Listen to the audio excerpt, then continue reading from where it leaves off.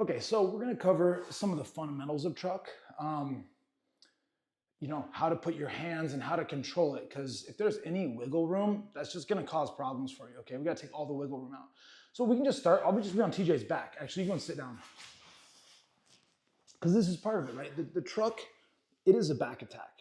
Yeah. So if I start with my over under, I personally like my overhooking hand on top. I have my reasons. I know other people do it others, whatever. This is what I like. Okay. What I'm gonna do again, I got my over under. I'm gonna just remember this is just a drill, but of course in a roll sometimes you lose a hook or you only have one hook or whatnot.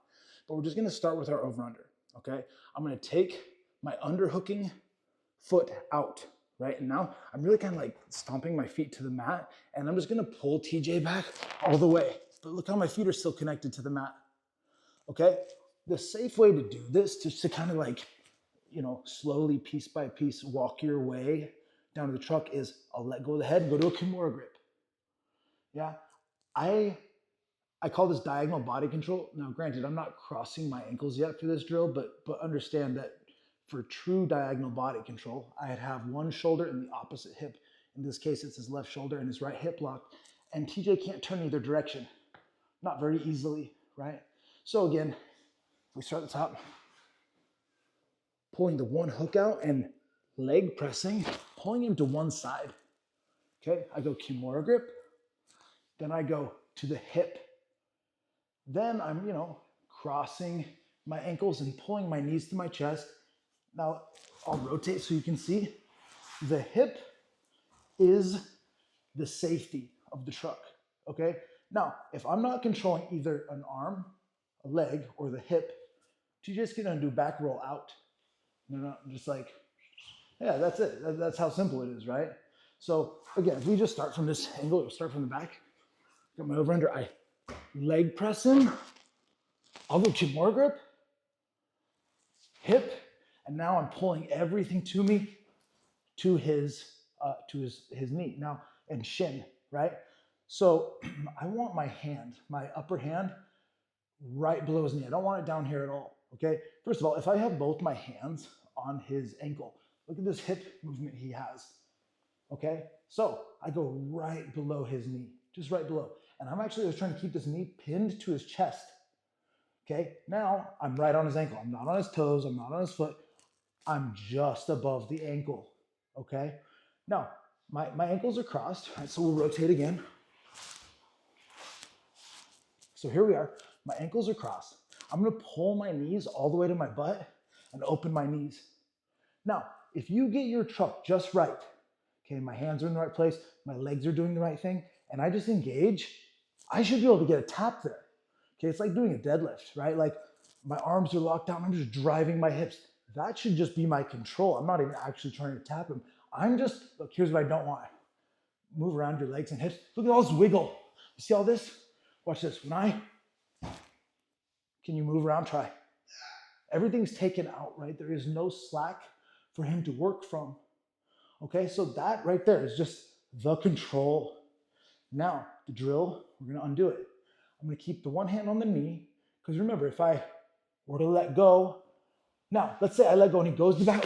Oh, I grabbed that hip. Like I told you before, that hip is the safety, right? So again, I've gotten to the truck. If I were to just let go and lose, that's no good. If I make that mistake, I let go and I grab that hip. I'll pull him back and readjust.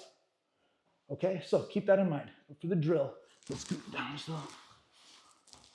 So again, for the drill, here I am. Now we're gonna undo what we just did. Hand on the knee, I'm gonna reach for my left underhook right in front of the shoulder.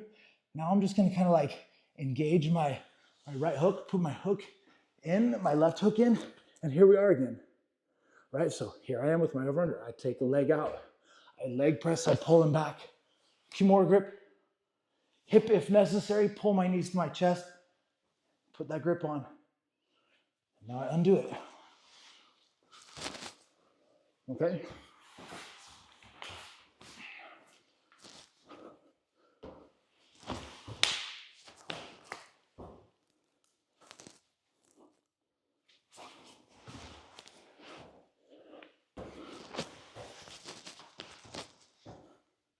If that elbow's flaring, we're taking it, right? We're taking that twister right away, right? So he's got to learn to keep his elbow tucked.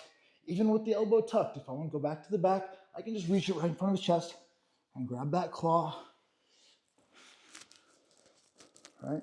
So just going back and forth from the back to the truck and walking your hands along as you go, making sure your heels are to your butt and your knees are splayed open when you're in the truck, and you're always deadlifting that shin, right? Like, again, watch this, how my arms, all right, once I get there, my arms aren't bent, right? Now I'm using muscle.